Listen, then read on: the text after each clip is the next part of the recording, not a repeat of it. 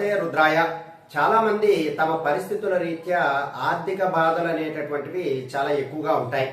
ఒక్కొక్క సందర్భంలో అప్పులు కూడా చాలా ఎక్కువగా చేసి అనేకమైనటువంటి కష్టాలు పడుతూ ఉంటారు.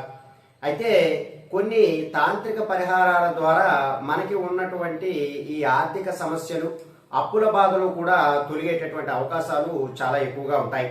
అయితే ఇప్పుడు నేను చెప్పబోయేటటువంటి ఈ నిమ్మకాయ పరిహారంతో మీరు గనక ఈ యొక్క తాంత్రిక పరిహారాన్ని ఆచరించారు అంటే ఖచ్చితంగా మీకున్నటువంటి ఆర్థిక బాధలన్నీ కూడా తొలగిపోవడము, అలాగే మీకున్నటువంటి ఆ అప్పుల సమస్యలు ఏవైతే ఉన్నాయో అవన్నీ కూడా తొలగిపోయేటటువంటి అవకాశాలు చాలా ఎక్కువగా ఉంటాయి.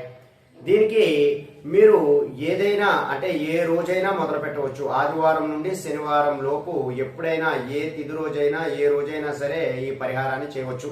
అయితే పరిహారానికి కావలసినవి ప్రధానంగా ఒక ఎర్రటి క్లాతు, అలాగే 5 మిరియాల గింజలు, ఒక నిమ్మకాయ, అలాగే కొద్దిపాటి పసుపు.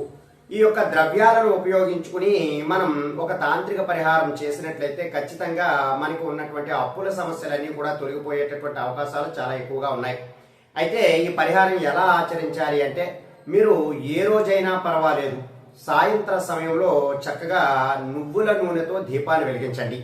మీ ఇష్టదైవం దగ్గర నువ్వుల నూనెతో దీపాన్ని వెలిగించి ఈ ఎర్రటి క్లాత్ని అక్కడ కిందని పెట్టి దీనిపైన ఒక నిమ్మకాయను ఉంచాలి. ఆ ఎర్రటి క్లాత్ పైన నిమ్మకాయను ఉంచి ఈ 5 మిరియాల గింజలను కూడా ఆ నిమ్మకాయకి గట్టిగా గుచ్చాలి. ఒకవేళ మనం గుచ్చినా సరే ఆ నిమ్మకాయ లోపలికి ఆ మిరియాల గింజలు వెళ్ళకపోయినా సరే వదిలి ఆ యొక్క ఎర్రటి క్లాత్ పైనే ఆ మిరియాల గింజలు పడినా పర్వాలేదు. ఆ నిమ్మకాయ 5 మిరియాల గింజలు అలా గుచ్చినట్టుగా గుచ్చి దానిపైన చిటికెడు పసుపును వేసి అదంతా కూడా ఒక మూటగా కట్టాలి. ఆ కట్టినటువంటి మూటను మీరు దగ్గరలో ఉన్నటువంటి ఏదైనా నదిలో పారివేయవచ్చును, లేదా సముద్రం ఉంటే దగ్గరలో సముద్రంలోనైనా పారేయవచ్చు, లేదా ఒక పాడుబడినటువంటి బావిలోనైనా సరే పారివేయవచ్చు. అలాగే మీరు ఇవేవి కూడా లేవు, మీకు అందుబాటులో ఇవేవి కూడా దగ్గరగా లేవు అంటే ఒక రావి చెట్టు దగ్గరకు వెళ్ళి రావి చెట్టు దగ్గర ఒక చిన్నపాటి గొయ్యని తవ్వి ఈ యొక్క మూటనంతా కూడా అందులో పెట్టి పాతి పెట్టినా సరే మీకున్నటువంటి అప్పుల బాధలన్నీ కూడా త్వరగా తీరేటటువంటి అవకాశాలు ఎక్కువగా ఉన్నాయి. అయితే ఈ పరిహారం మీరు వారంలో ఒక్కసారైనా సరే ఆచరించడానికి ప్రయత్నం చేయాలి.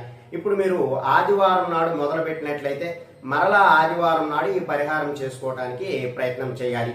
ఇది మనకి ఖర్చు లేనటువంటి పరిహారం కాబట్టి ఈ పరిహారంతో మనకి ఉన్నటువంటి అప్పుల సమస్యలన్నీ కూడా మనం తొలగించుకునేటటువంటి అవకాశాలు ఉంటాయి. అయితే ఈ పరిహారం ద్వారా మనకి ధన ఆకర్షణ అనేటటువంటిది ఖచ్చితంగా జరుగుతుంది.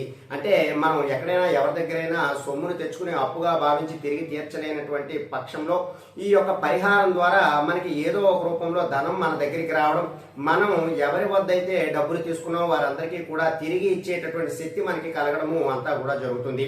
కాబట్టి ఈ పరిహారం ఆచరించి మీకు ఉన్నటువంటి అప్పుల సమస్యలన్నీ కూడా తొలగించుకోవడానికి ప్రయత్నం చేయండి. సర్వే జనా సుఖినో భవంతు. శుభం.